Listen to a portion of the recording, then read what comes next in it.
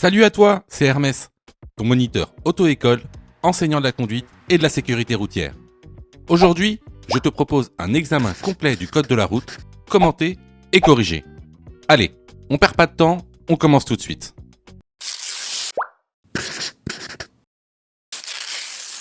Question numéro 1. Je peux passer, réponse A, après le passage du tramway, réponse B, quand le feu passe au vert.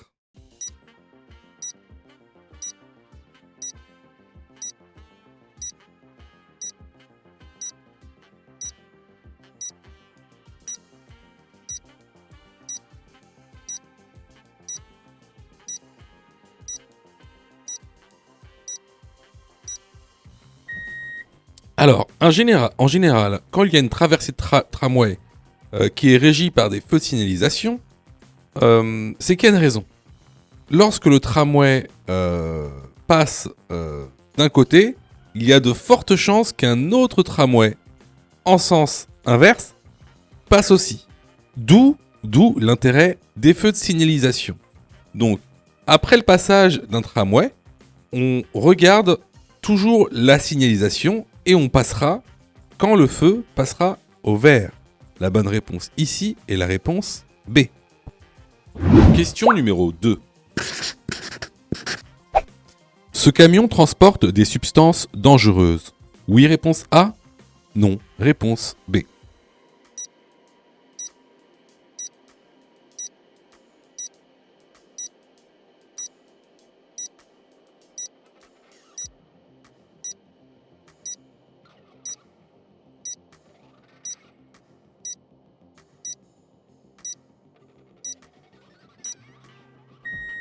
Alors, tu vois juste à droite la plaque sur le camion.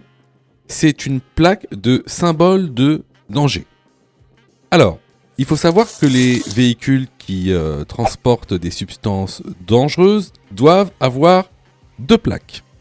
Alors, la première, c'est la plaque de code de danger. Alors, elle se présente comme ceci. C'est un petit carré orange avec deux rectangles. Alors, le rectangle du haut indique le danger. Par exemple, danger d'explosion ou danger d'inflammabilité. Et en dessous, c'est le code de la matière. Par exemple, de l'essence, par exemple de l'hydrogène, par exemple de l'uranium. Ensuite, on a une deuxième plaque. Alors, cette deuxième plaque, elle s'appelle... c'est la plaque de symbole de danger. Donc, par exemple, si vous voyez ce document, c'est cette plaque de symbole de danger. Ben, vous voyez, le numéro 1, par exemple, représente la classe 1. Par exemple, ça, c'est les matières explosives. La classe 2, ce sera les gaz. La classe 7, ce sera les matières radioactives. Alors, à savoir que les véhicules qui transportent donc des substances dangereuses ne peuvent pas mettre ces plaques n'importe où.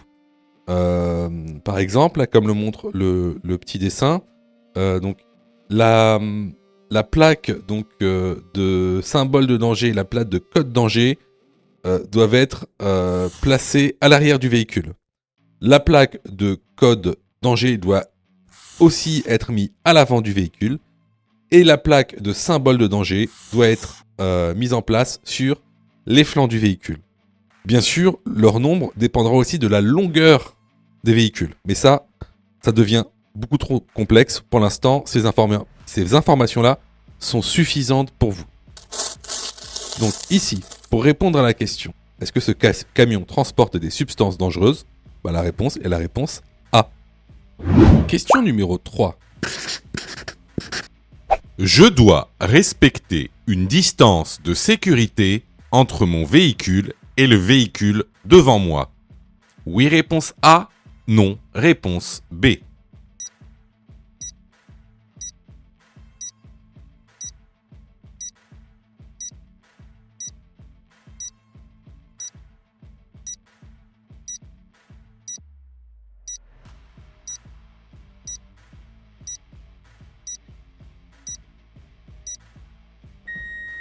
Alors, ici encore une fois une question très importante car c'est un sujet qui tombe régulièrement lors de l'examen. Ici, on va parler de distance de sécurité. Alors, c'est quoi la distance de sécurité ? La distance de sécurité, c'est la distance réglementaire qui te sépare d'un autre véhicule. Elle correspond à la distance parcourue par ton véhicule pendant 2 secondes.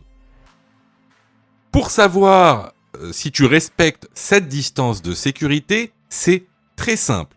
Tu dois regarder les lignes de rive à droite. Pour respecter la distance de sécurité, il faut au moins 2 lignes de rive qui te séparent du véhicule qu'il y a devant toi. Donc, pour répondre à la question, est-ce que je dois respecter une distance de sécurité entre mon véhicule et le véhicule devant moi ? La bonne réponse est la réponse A. Question numéro 4. Après ce panneau, la vitesse maximale autorisée est de réponse A, 50 km/h. Réponse B, 70 km/h.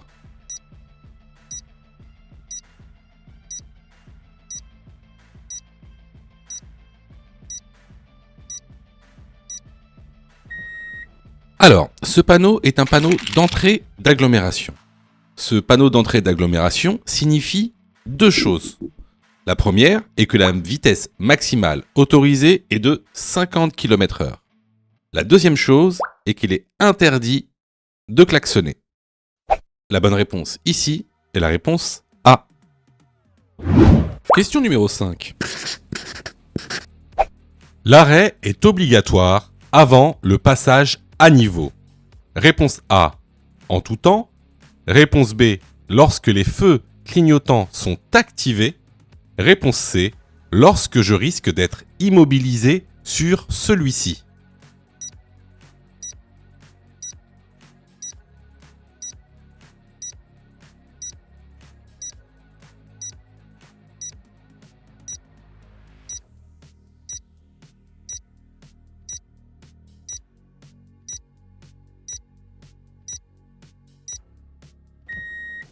Alors, lorsque vous allez vous engager sur un passage à niveau, il y a 3 cas généraux qui vont se présenter à vous.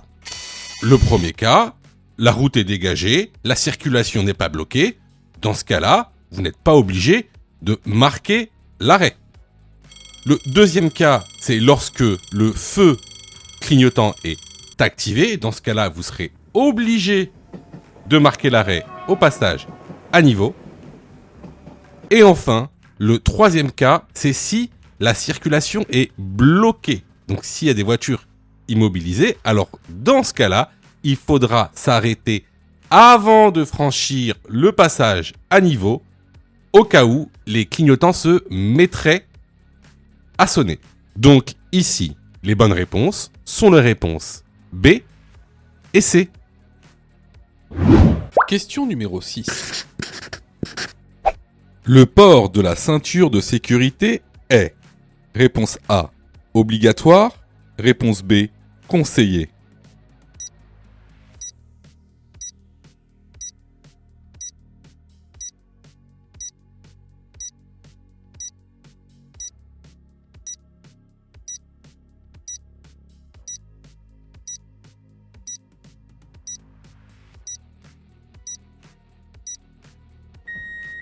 Alors, comme le montre le document que vous retrouverez dans la formation, le port de la ceinture de sécurité est obligatoire. Alors, concernant les conducteurs, si vous ne portez pas votre ceinture, c'est une contravention de 4e classe, avec un retrait de 3 points sur le permis et une amende de 135 €. La bonne réponse ici est la réponse A. Question numéro 7. Dans cette situation, je cède le passage au tramway. Oui, réponse A, non, réponse B. Je passe juste après son passage, peu importe la signalisation. Oui, réponse C, non, réponse D.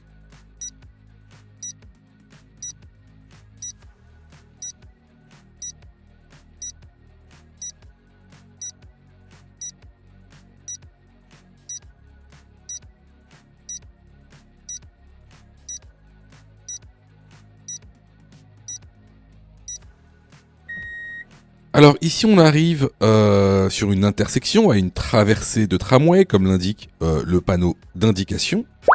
Et on a un feu qui clignote au rouge.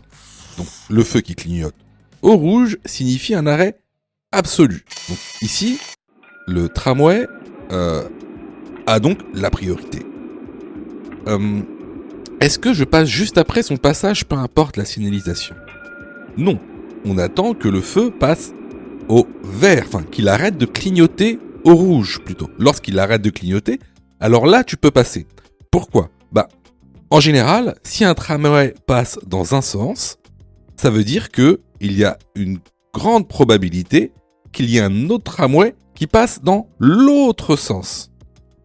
Donc, on reste à l'arrêt jusqu'à ce que la signalisation arrête de clignoter. Les bonnes réponses ici sont les réponses A et D. Question numéro 8. À l'arrêt, au feu rouge, je tiens mon téléphone à la main. Je risque une amende et un retrait de points. Oui, réponse A. Non, réponse B.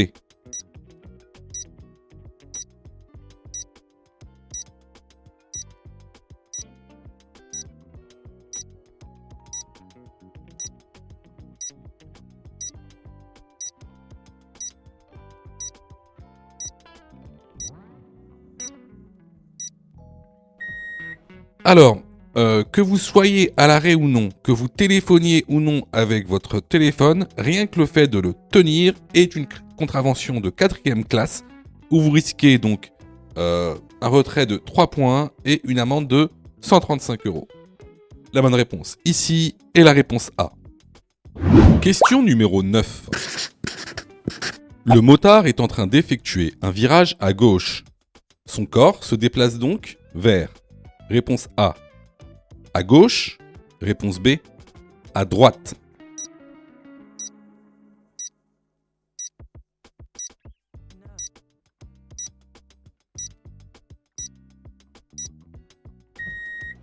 Alors, ici, effectivement, le motard est en train d'effectuer un virage à gauche, à sa gauche, donc notre droite.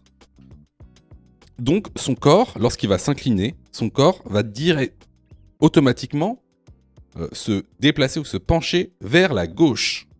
Donc ici, la bonne réponse est la réponse A. Question numéro 10.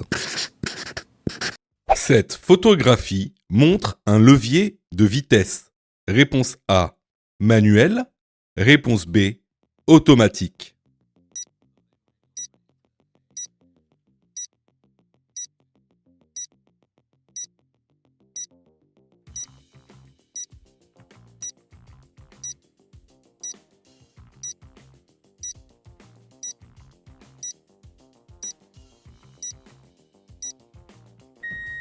Alors, ici, tu vois bien que c'est une boîte de vitesse qui est automatique. Tu peux le reconnaître parce que sur ce levier, il y a des lettres. Alors, que signifient ces lettres? Alors, tu as tout d'abord la lettre S. La lettre S qui veut dire séquentiel. Ça, c'est quand tu veux utiliser la boîte de vitesse en séquentiel. La lettre D pour drive qui indique la conduite. La lettre N pour neutral qui indique le point mort. La lettre R pour rire qui veut dire marche arrière. Et la lettre P pour parking qui veut dire stationnement. Donc ici, la bonne réponse est la réponse B. Question numéro 11. Je peux m'arrêter devant l'arrêt de bus. Oui, réponse A. Non, réponse B.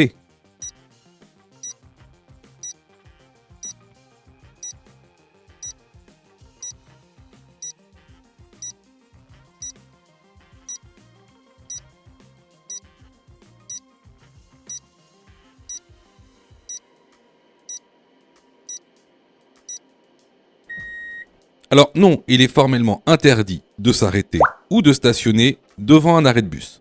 Ça constitue une contravention de 4e classe, c'est-à-dire 135 € d'amende sans retrait de points. La bonne réponse ici est la réponse B. Question numéro 12. Le camion se rabat sur ma voie. Réponse A. J'accélère. Réponse B. Je ralentis. Réponse C. Je maintiens mon allure.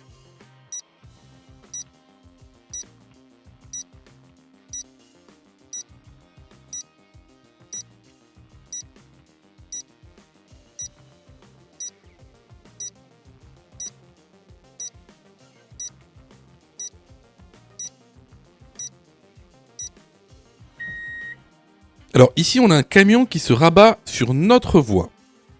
Alors, si j'accélère, qu'est-ce qui va se passer ? Si j'accélère, je vais rentrer en collision directe avec le camion. Et en plus, ce sera moi le fautif. Ensuite, est-ce que je maintiens mon allure ? Si je maintiens mon allure, c'est vrai, il ne va pas y avoir de collision et le camion pourra s'insérer. Cependant, regardez bien, si je maintiens mon allure, ma distance de sécurité ne sera pas suffisante. Parce que déjà, ici, il n'y a même pas une seule ligne de rive qui nous sépare. Or, pour une distance de sécurité réglementaire, il en faut 2. Donc ce que je fais ici, c'est que je ralentis pour pouvoir disposer d'une distance de sécurité réglementaire de 2 lignes de rive. La bonne réponse ici est la réponse B. Question numéro 13.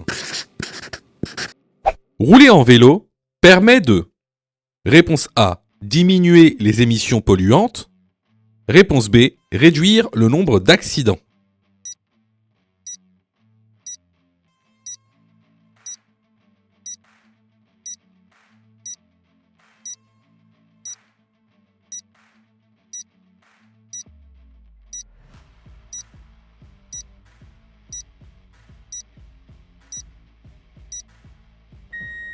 Alors effectivement, se déplacer en vélo fait partie de l'écomobilité, tout comme les déplacements via les transports en commun, l'écopartage ou le covoiturage.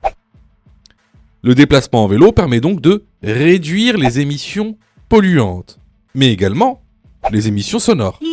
Par contre, il ne permet pas de réduire le nombre d'accidents. La bonne réponse ici est la réponse A. Question numéro 14.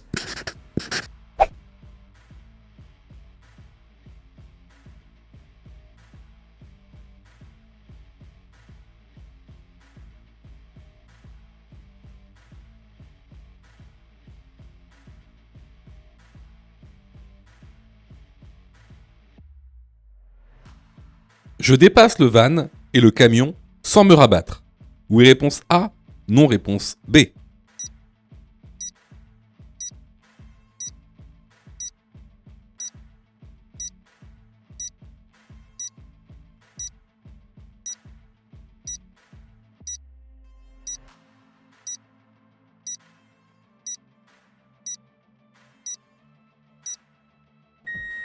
Alors, ici, si vous regardez bien, on roule à peu près à 124 km/h. On est donc sur autoroute. Et sur notre voie de droite, on a un van gris avec une remorque. Et un peu plus loin, on a un poids lourd. Donc ici, on a affaire à 2 véhicules qui, de manière réglementaire, vont rouler beaucoup moins vite que moi. En l'occurrence, un poids lourd, sur autoroute, sa vitesse est limitée à 90 km/h. Donc là, nous, on roule à 124. Donc il y a plus de 30 km/h qui nous séparent. Donc effectivement, dans cette situation, on va dépasser ces 2 véhicules en un seul tenant. Donc ici, la bonne réponse est la réponse A. Question numéro 15. Pour dépasser ce piéton, je dois laisser un intervalle de sécurité de... Réponse A, 1,50 m. Réponse B, 1 mètre.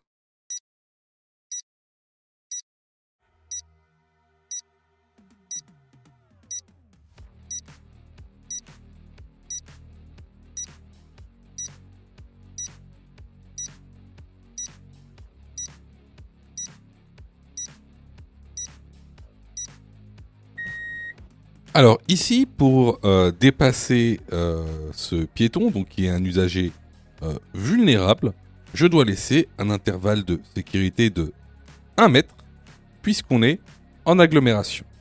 Alors, si tu ne sais pas faire la différence lorsque tu es en agglomération ou hors agglomération, je t'incite fortement à aller dans la plateforme pédagogique pour voir le cours correctement, parce que sinon tu vas avoir beaucoup de mal à l'examen du code de la route. Donc ici, la bonne réponse est la réponse B. Question numéro 16. La distance de sécurité est bonne. Oui, réponse A. Non, réponse B.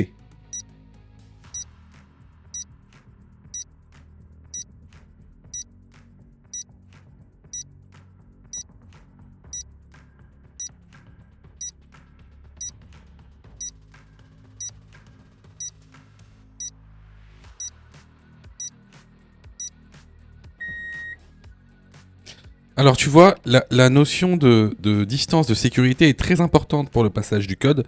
C'est une question qui vient très souvent, qui est vraiment redondante. Alors, il faut que tu saches que la distance de sécurité sur route, peu importe les routes, c'est équivalent à 2 traits de rive. D'accord ? Comme le montre l'animation ici. Donc c'est 2 traits de rive. Alors, les traits de rive, si tu ne le sais pas, c'est les traits qu'il y a à droite, hein, ici à droite. Donc là, tu vois bien que le camion, la distance qui nous sépare avec le camion est inférieure à ces 2 traits de rive. Donc ici, la distance de sécurité n'est pas bonne. La bonne réponse, ici, c'est la réponse B. Sais-tu que Mon Code de la Route est aussi une plateforme pédagogique qui te permet de passer ton examen du code à partir de seulement 9,90 €. Et on a même conçu, spécialement pour toi, un programme qui te permet d'obtenir ton code en un temps record. C'est le programme Mon Code en 10 jours. Avec un calendrier de révision personnalisé, un contenu pédagogique par thème conforme à la nouvelle réforme, des nombreux tests d'examen blanc issus de l'examen officiel, accessible sur smartphone, tablette et PC durant 1 an et en accès illimité. Et surtout, cette formation est 100% remboursée en cas d'échec à l'examen. Alors, si tu souhaites obtenir ton code du premier coup sans te ruiner et sans risque, rejoins notre programme en cliquant sur le lien en description de la vidéo. Pour ça, tu as juste à cliquer sur le lien en description et à choisir ta formule. Question numéro 17. Changer de position régulièrement constitue un signe d'apparition de la fatigue. Oui, réponse A, non, réponse B.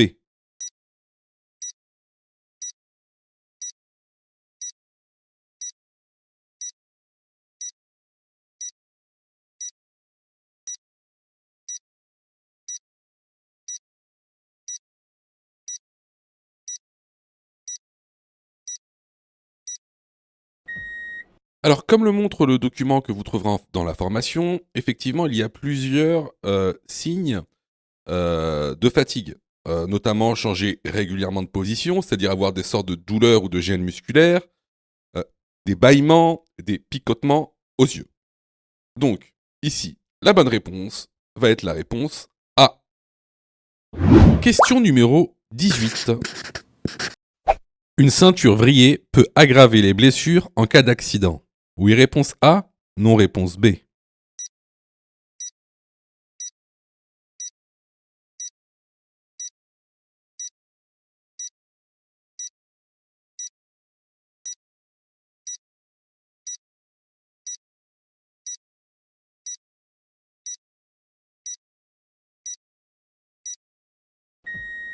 Alors, effectivement, une ceinture mal placée ou vrillée peut aggraver les blessures en cas d'accident. La bonne réponse ici est la réponse A. Question numéro 19. Grâce au détecteur d'angle mort, je n'ai plus besoin de la vision directe. Oui, réponse A, non, réponse B.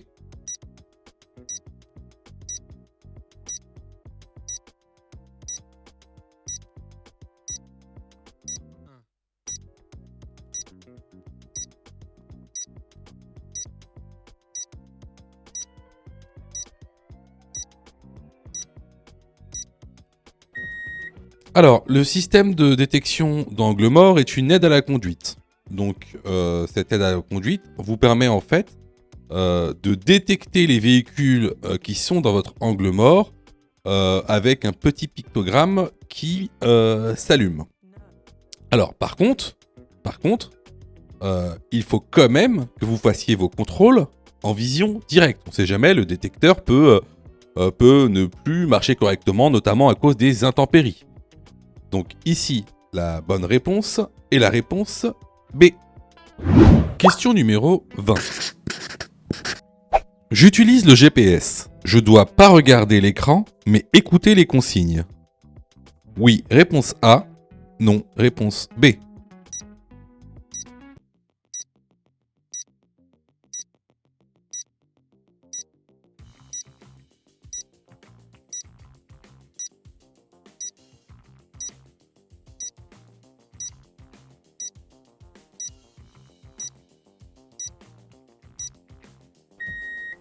Alors effectivement, lorsqu'on utilise un GPS pour se guider, on ne doit jamais regarder l'écran, mais plutôt écouter les consignes du GPS. La bonne réponse ici est la réponse A. Question numéro 21. Je passe entre les piétons. Oui, réponse A. Non, réponse B.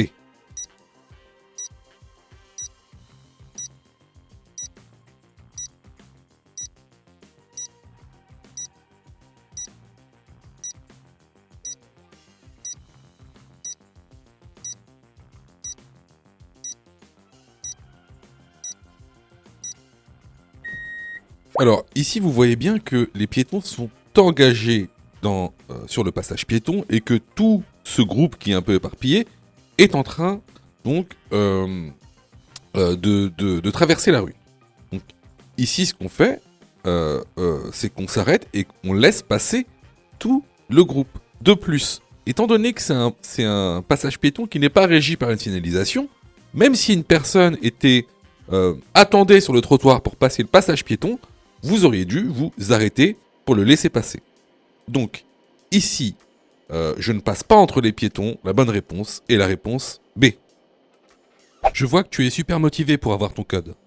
Alors, soutiens la chaîne en t'abonnant et surtout en activant les notifications afin d'être prévenu des dernières vidéos mises en ligne.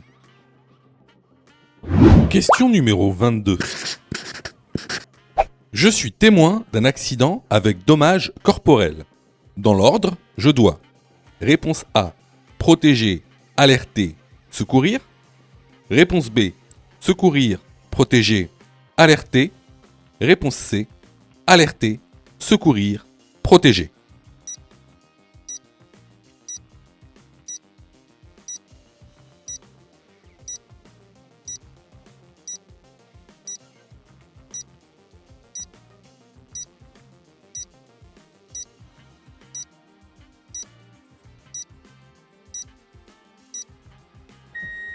Alors, qu'est-ce que vous devez faire lorsque vous êtes témoin d'un accident avec dommages corporels? Alors, c'est très simple, c'est une chose qu'on a vue à plusieurs reprises dans la formation et les vidéos. J'utilise le moyen mnémotechnique du PAS, du pas. P pour protéger, A pour alerter, S pour secourir. La bonne réponse ici est la réponse A. Question numéro 23. Je circule sur une route non éclairée de nuit. La visibilité est faible. J'allume donc mes feux de croisement. Oui, réponse A. Non, réponse B.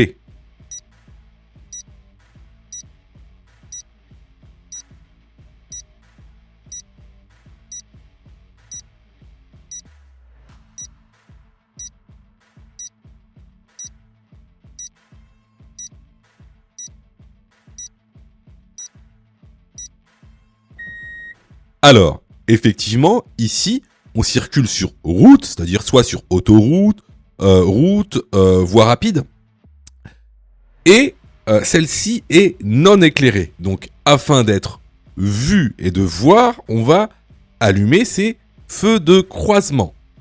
Alors, Je sais qu'il y en a certains qui diront, vu qu'on est sur route non éclairée, on allume nos feux de route. Alors, c'est une bonne question. Pourquoi on n'allume pas ces feux de route? Tout simplement parce qu'on a d'autres usagers avec nous, comme vous le voyez sur la photo. Il y a des usagers, donc si on allume nos feux de route, qu'est-ce qui va se passer? On va les aveugler. Donc, pour éviter de les aveugler, on utilise nos feux de croisement.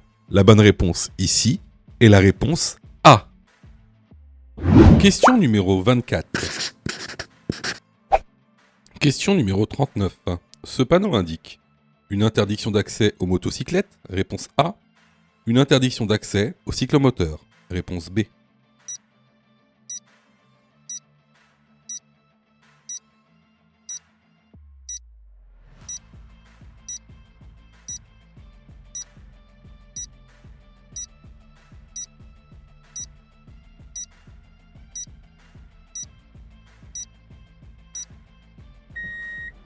Alors, il ne faut pas confondre ces deux panneaux. Celui de gauche, c'est une interdiction d'accès aux motocyclettes. Celui de droite, une interdiction d'accès aux cyclomoteurs.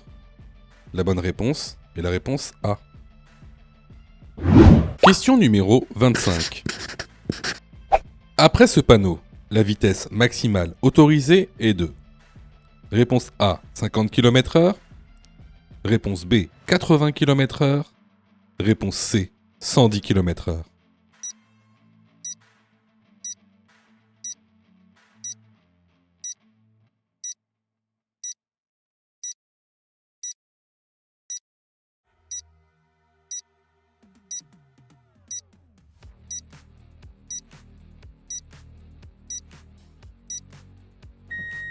Alors, ici on a affaire à un panneau qu'on appelle panneau d'entrée d'agglomération.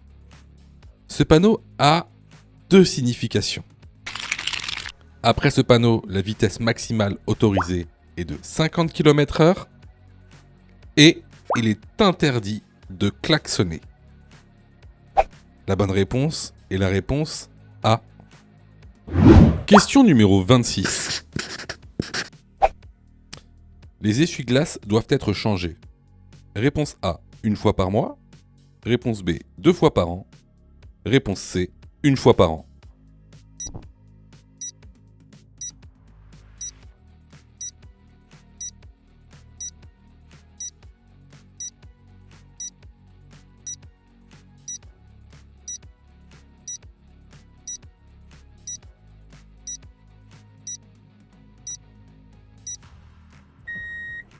Alors la bonne réponse est la réponse C. C'est une fois par an. Question numéro 27. Je roule à la vitesse maximale autorisée. Oui réponse A, non réponse B.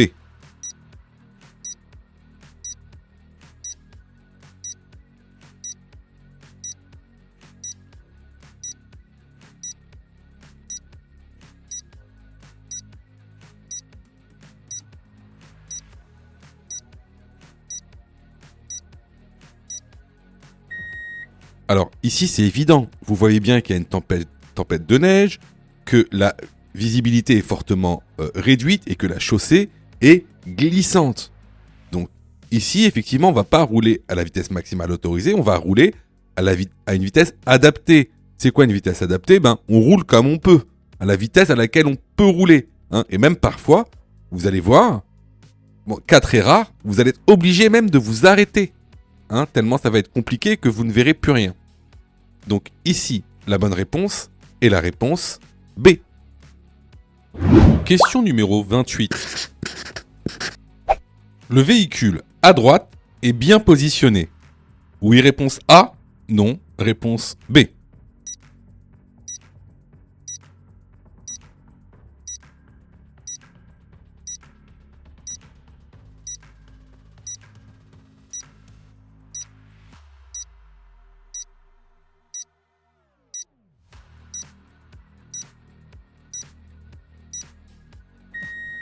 Alors, comme tu le vois, on a la voie de droite qui est délimitée par des lignes épaisses discontinues. Donc, ça vient marquer une voie réservée. Donc, le marquage au sol ici nous montre que cette voie réservée est réservée aux bus et non pas aux voitures. Donc effectivement, le véhicule est très mal positionné. Et en plus, il risque donc une contravention de 4e classe et 135 € d'amende. La bonne réponse ici est la réponse B. Question numéro 29. Ce panneau indique un passage à niveau A avec barrière, B avec un feu, C sans demi-barrière ni barrière.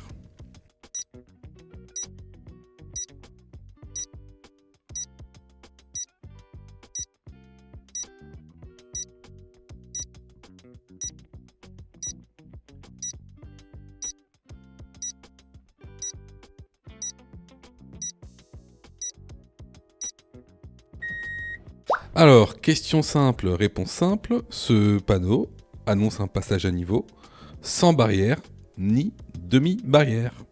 La bonne réponse est la réponse C. Question numéro 30. Je tourne à droite. Réponse A. Je laisse passer le piéton, puis je passe. Réponse B. Je passe avant le piéton.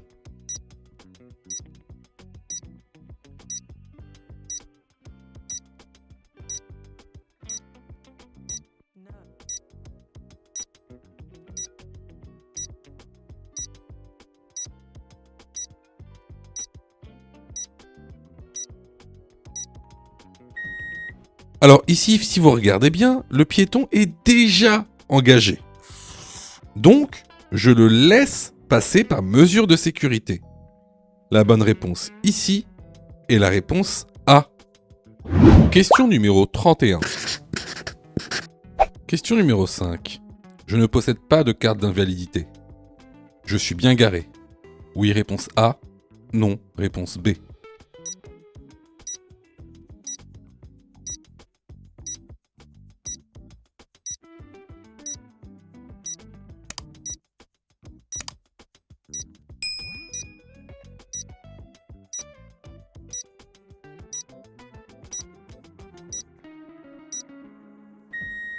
Comme la signalisation verticale et horizontale, c'est-à-dire le marquage au sol, le montre, cette place est réservée aux personnes à mobilité réduite. Alors, pour pouvoir stationner dans ces places, il vous faut 3 cartes. Alors, soit la carte qu'on appelle GIG, Grand Invalide de Guerre, soit la carte GIC, Grand Invalide Civil. Et maintenant, ces 2 cartes en fait sont remplacées par la carte CMI, carte mobilité inclusion, qui prouve de votre incapacité ou de votre mobilité réduite, disons. Donc effectivement, ici, je suis très mal garé. La bonne réponse est la réponse B. Question numéro 32. Pour effectuer un long trajet, je prépare mon itinéraire. Oui, réponse A. Non, réponse B.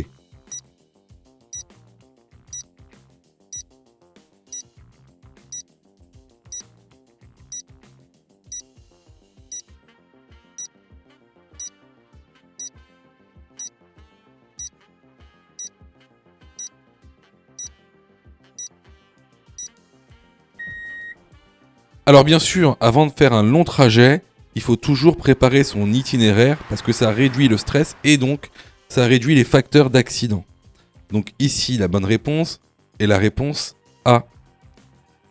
Alors, vous voyez, il y a beaucoup de gens, en fait, je sais, hein, je sais que vous vous êtes trompés. Enfin, beaucoup d'entre vous se sont trompés. Je sais que vous passez beaucoup de temps à réviser votre code. Je le sais. Hein, sûrement que même vous avez une application gratuite. Mais vous savez, les applications gratuites, si c'est gratuit, ne pensez pas que vous allez avoir de la qualité. D'accord ? Ne pensez pas ça. Hein, c'est pas pour rien qu'il y a 40% de taux d'échec. Quasiment la moitié des gens qui regardent cette vidéo vont rater leur code. Pas parce qu'ils n'ont pas travaillé, pas parce qu'ils sont nuls, parce que vous avez été mal formés. C'est pour ça que nous, on vous propose donc une plateforme de formation 100% dédiée au code de la route, réalisée par des professionnels, avec une méthodologie adéquate qui vous permettra d'avoir votre votre code de la route rapidement. En plus de ça, vraiment, ça coûte pas cher. Vous pouvez commencer à vous former pour 9,90 €. Ça, c'est la formule la plus basse. Sinon, vous pouvez même choisir la formule Mon code en 10 jours. Et avec cette formule, vous êtes 100% remboursé si vous ratez votre code. Simplement en envoyant la preuve de votre échec. Donc voilà, moi un petit conseil que je vous donne, surtout si vous êtes trompé à cette question, allez dans la plateforme, formez-vous correctement. Vous allez voir, ça va bien se passer. Question numéro 33. Je vérifie la pression des pneus régulièrement. Oui, réponse A. Non, réponse B.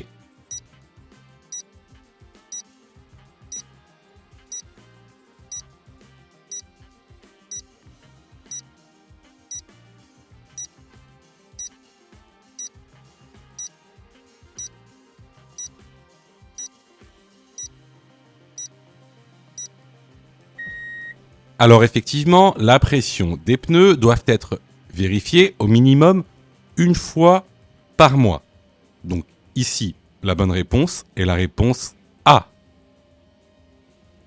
Question numéro 34. Je peux installer ce siège. Réponse A, à l'arrière du véhicule. Réponse B, à l'avant du véhicule avec l'airbag activé.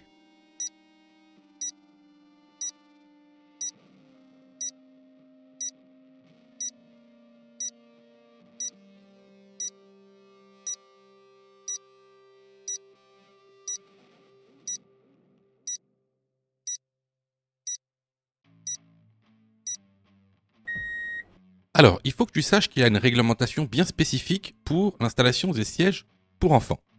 Il existe 3 types de sièges pour enfants.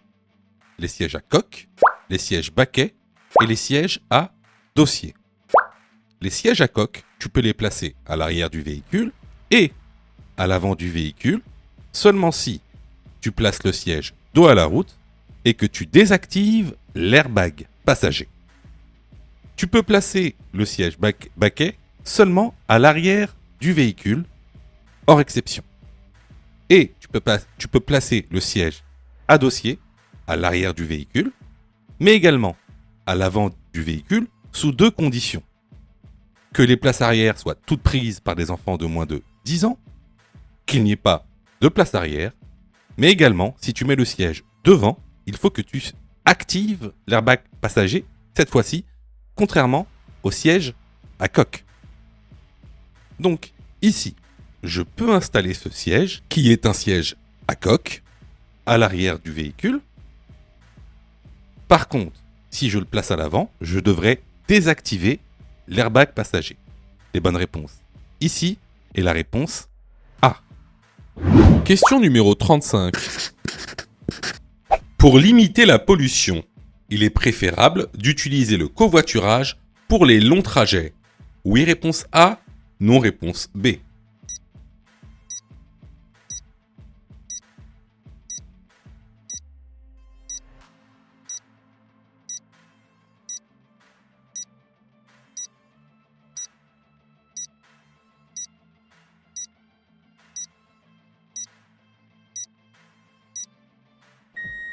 Alors oui, pour les longs trajets, afin de diminuer la pollution, il est préférable d'utiliser le covoiturage.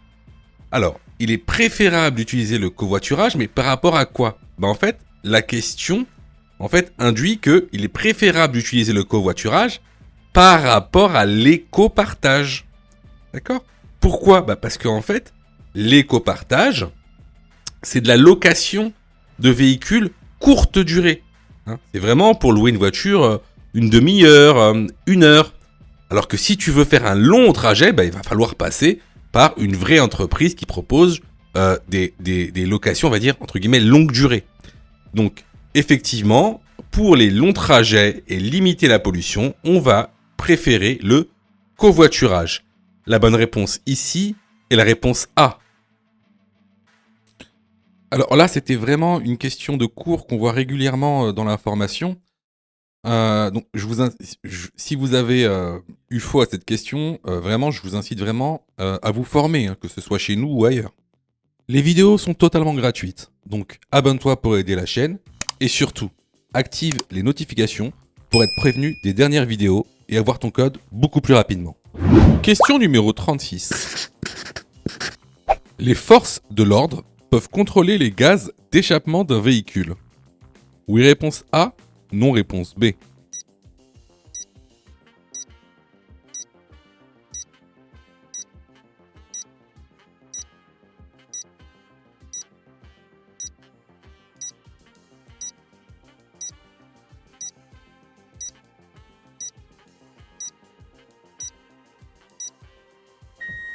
Alors, bien sûr, il y a même des brigades habilitées qui font ces contrôles-là dans le réseau routier français. Donc la bonne réponse ici est la réponse A. Question numéro 37. Un clou est planté dans mon pneu. Je dois réparer mon pneu. Oui, réponse A, non, réponse B.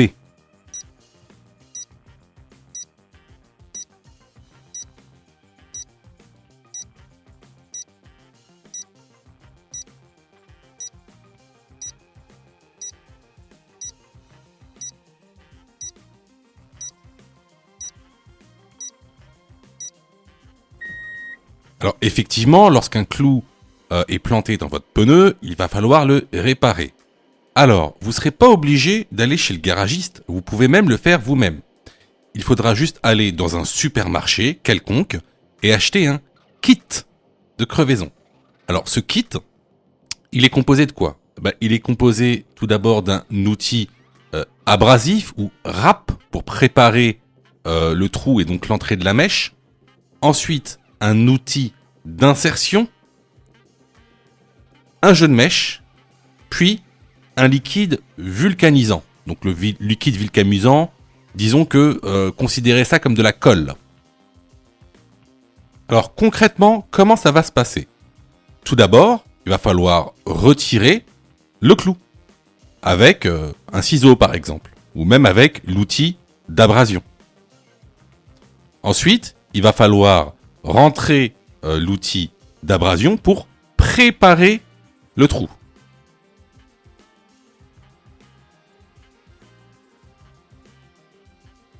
Une fois que c'est fait, on met un peu de liquide vulcanisant. Ensuite, on insère la mèche dans l'outil porte-mèche. Puis, on insère l'outil porte-mèche dans le trou. On coupe ensuite avec un ciseau ou un cutter. Puis, on gonfle le pneu. Donc, ici, la bonne réponse est la réponse A. Question numéro 38. J'ai la priorité à la prochaine intersection. Oui, réponse A. Non, réponse B.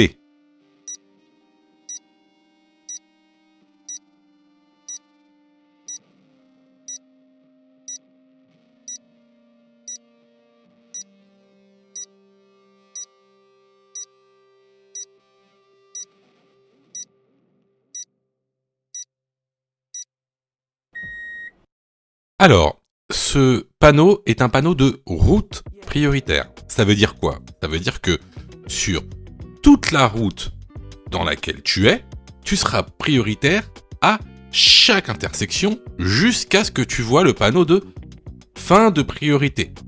Donc, à la prochaine intersection, tu seras prioritaire.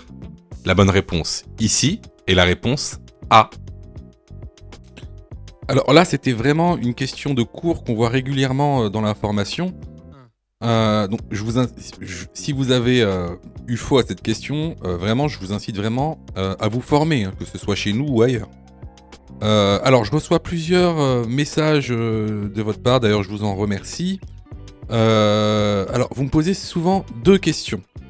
Alors, la première, c'est quand est-ce que je suis prêt pour passer mon code ? Et la deuxième, c'est est-ce que je dois suivre la formation ? Alors, tout d'abord, on va répondre à la première question. Quand est-ce que tu es prêt pour passer ton code ? C'est très simple. Si tu fais moins de 5 fautes sur les 5 dernières séries d'examens blancs que tu as fait, alors tu es prêt à passer le code de la route.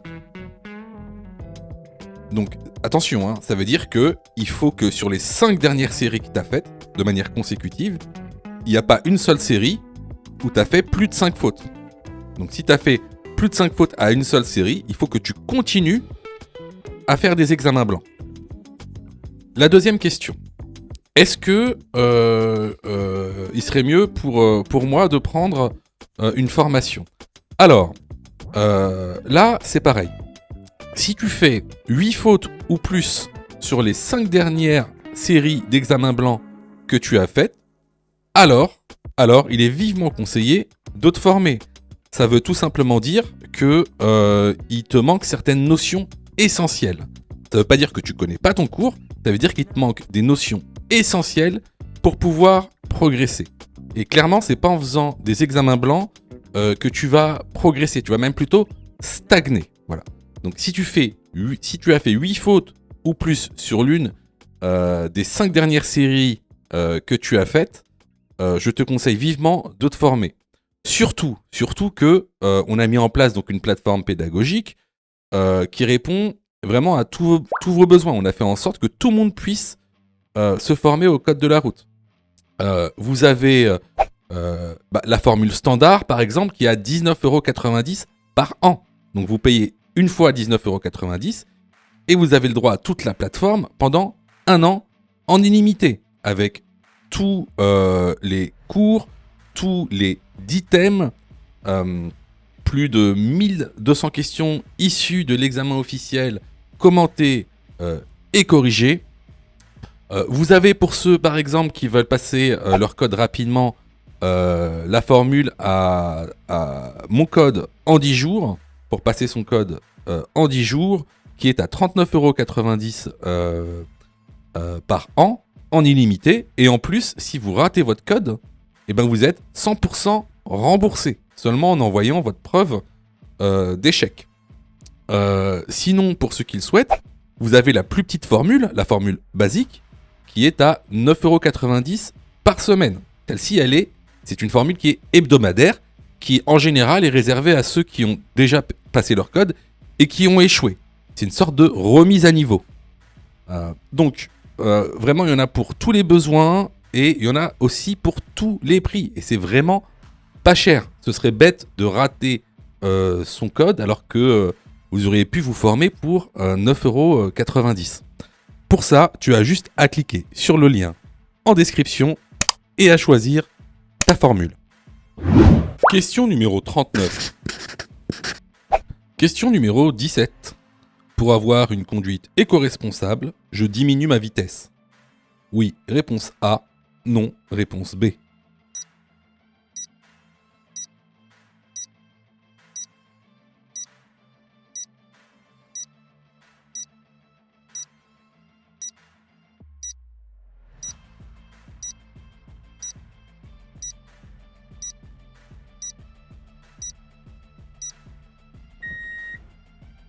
Alors, n'oubliez pas, une conduite éco-responsable, c'est une conduite économique et écologique.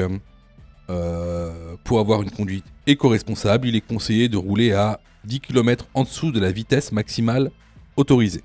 Donc, pour avoir une conduite éco-responsable, je diminue ma vitesse. La bonne réponse est la réponse A. Question numéro 40. J'anticipe un écart du cycliste. Oui, réponse A. Non, réponse B.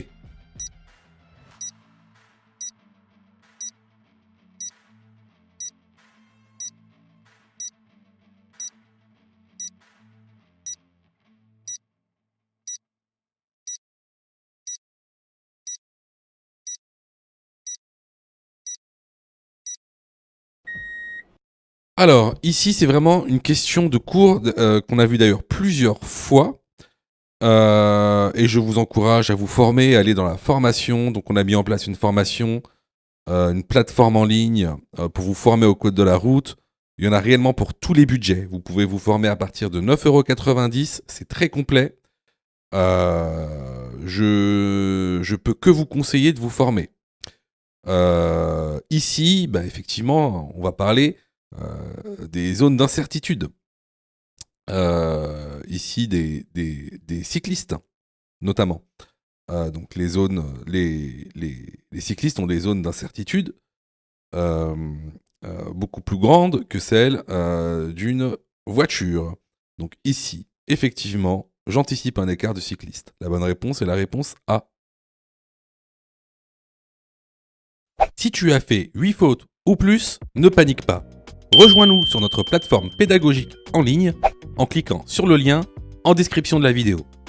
Tu pourras alors choisir la formule qui te convient. N'oublie pas de liker la vidéo et de t'abonner pour recevoir toutes les dernières notifications. Tu peux aussi continuer à t'entraîner en cliquant sur l'une des vidéos qui s'affichent.